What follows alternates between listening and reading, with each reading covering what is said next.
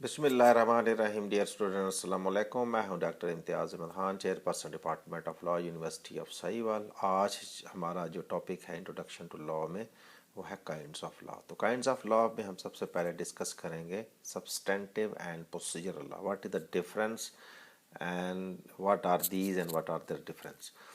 अच्छा, तो पहले हम देखते हैं सब्सटेंटिव लॉ। सब्सटेंटिव लॉ में जैसे कि आप उसके नाम से अंदाज़ा कर सकते हैं, सब्सटेंस जो कोई चीज़ प्रोवाइड करता है। मसलन जब ऐसा लॉ जो सिटीज़न के राइट्स और ड्यूटीज़ को बताता है कि उनके क्या राइट्स हैं और क्या ड्यूटीज़ हैं।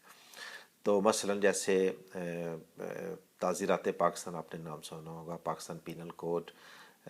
उसमें जो लॉ है वो ये बताता है कि जी आपने किसी की प्रॉपर्टी को नुकसान नहीं पहुंचाना।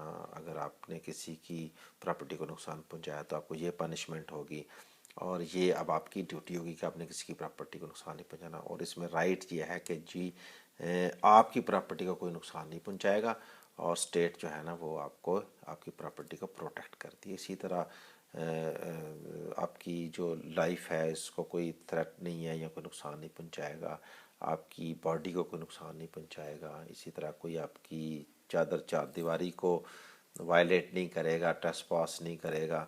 तो इस तरह मुख्तलिफ़ किस्म के राइट्स और ड्यूटीज़ जो हैं वो लॉ बताता है।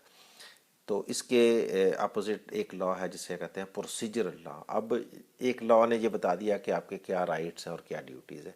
इसी तरह एक लॉ है वो ये बताता है कि ये जो राइट्स एंड ड्यूटीज़ हैं ये आपने इन्फोर्स कैसे करवाने हैं, कैसे आपने इसको इंश्योर करना है कि जो भी आपके राइट की वायलेशन हुई है वो आपको राइट जो है ना उसकी कंपनसेशन मिल सके या उसके अगेंस्ट रेमेडी मिल सके।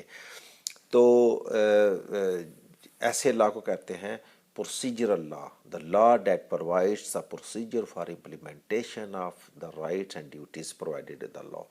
तो ऐसे लॉ को प्रोसीजर लॉ कहते हैं।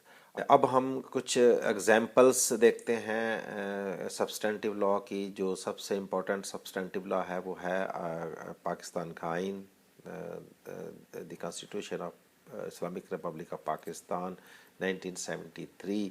इसमें आपके राइट्स हैं, आपकी ड्यूटीज़ हैं, जैसे आपके फंडामेंटल राइट्स हैं ये कॉन्स्टिट्यूशन में प्रोवाइडेड हैं। इसी तरह काफ़ी सारी ड्यूटीज़ भी जो हैं वो कॉन्स्टिट्यूशन में बताई गई हैं। इसके अलावा और भी काफ़ी सारे एग्जांपल हैं। ताज़ीरात पाकिस्तान जिसे कहते हैं पाकिस्तान पीनल कोड 1960। ये आपकी प्रॉपर्टी, आपकी बॉडी, आपकी लाइफ, आपकी काफ़ी सारी जो आपके राइट्स हैं उसको इंश्योर करता है। आपकी ड्यूटीज़ बताता है, आपने किसी की प्रॉपर्टी को नुकसान नहीं पहुंचाना, किसी की बॉडी को नुकसान नहीं पहुंचाना। तो इस तरह काफ़ी सारी जो है वो राइट्स एंड ड्यूटीज़ उसमें प्रोवाइडेड हैं।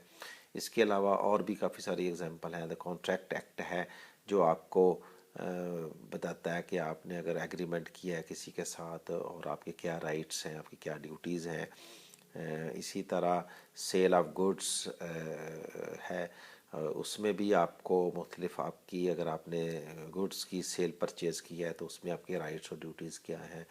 इसी तरह पार्टनरशिप एक्ट है 1932।